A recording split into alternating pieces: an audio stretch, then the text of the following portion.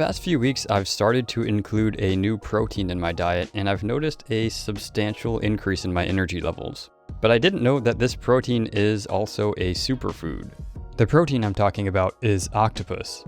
I was wondering why I'm feeling this boost in energy when I add an octopus leg or two to my morning breakfast, and while researching, I found out that not only is octopus a superfood, but it also has a fatal flaw that we'll review at the end of this video that's making me think I'm gonna severely limit it in my diet from now on. What's worse is that this flaw is pretty much on us as humans. My goal is to tell you the pros and cons of eating octopus in about 5 minutes, so here it goes. Octopus has been eaten by humans for millennia. It turns out that in some regions, like South Korea, octopus has been considered a sort of power food since at least the 1300s. It was even used as a medicine, not just for people, but for sick cows, and it apparently worked. A historical text states that feeding 3 or 4 raw octopus to sick cows can make them better. But my question is there anything in octopus that would lead to an increase in energy for us as humans? And this is actually a resounding yes.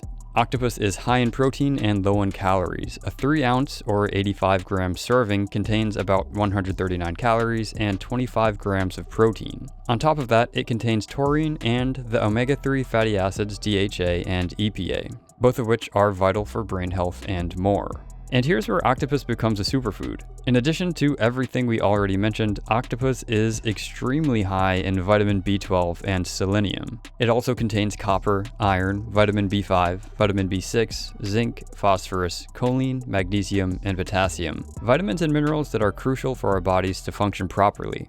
The huge boost in energy that I've been feeling is probably due in large part to the high concentration of vitamin B12, taurine, and selenium. There's a reason why vitamin B12 and taurine are added to energy drinks. B12 plays a key role in nerve formation, development, and function, in addition to red blood cell formation and DNA synthesis. Taurine, an amino acid found in meat, fish, dairy, and seaweed, also plays a key role in nervous system and immune system health. It's an antioxidant and helps our bodies to utilize iron. Similarly, selenium functions as an antioxidant in the body, boosts the immune system, helps prevent mental decline, and helps the thyroid to function correctly.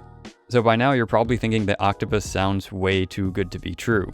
It's like the ideal food for humans, or one ideal food for humans, especially when you factor in the DHA and EPA omega-3 content.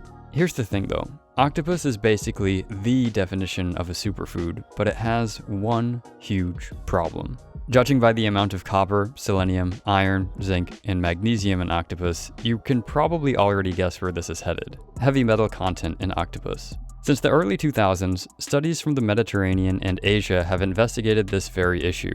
A 2006 study found that concentrations exceeding the maximum permitted limit of cadmium were found in 39.8% of octopus samples, and concentrations of mercury from 20 to 50% above the permitted limit were found in 3 species of octopus. That's not all though. In 2010, the Seoul, South Korea city government found that octopus purchased at local markets contained 14 times the permitted level of cadmium and, quote, advised consumers to completely remove any internal organs, ink, and intestinal matter, unquote, in an attempt to lower the amount of cadmium exposure to consumers. And this is just cadmium. They're not even talking about lead or mercury in this article. The big question now is, where are the concentrations of heavy metals coming from? Unsurprisingly, it's pollution.